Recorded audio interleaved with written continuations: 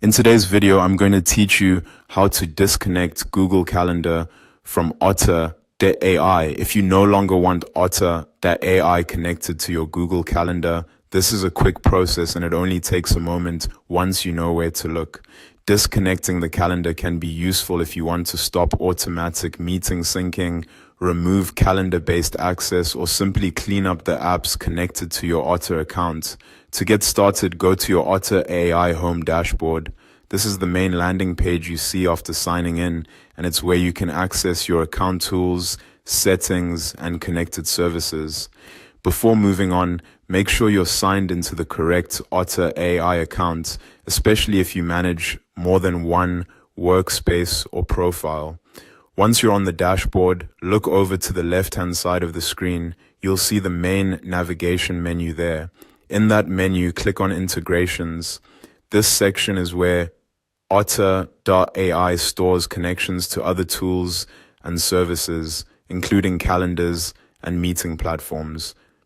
If you don't immediately notice it, take a second to scan the sidebar carefully, since the layout can sometimes feel a little compact depending on your screen size. After opening Integrations, find and click on Google Calendar. This will open the settings for that specific connection. Here you'll be able to review the calendar integration and access the option to remove it. This is the part of the process where you're focusing specifically on the Google Calendar link. So make sure you select the correct integration before continuing. Next, click on Disconnect. Once you do that, Otter.ai will remove the connection between your account and Google Calendar. After the disconnect is complete, Otter should no longer use that calendar for syncing events or identifying meetings through that integration. It's a good idea to pause for a moment afterward and confirm that the integration now shows as disconnected. That way you can be sure the change has been applied successfully. If the page doesn't update right away, try refreshing the browser and checking the integration status again.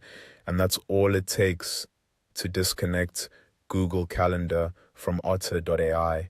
It's a simple setting, but knowing where to find it can save time when you want more control over your connected apps. Thanks for watching, and I'll see you in the next video.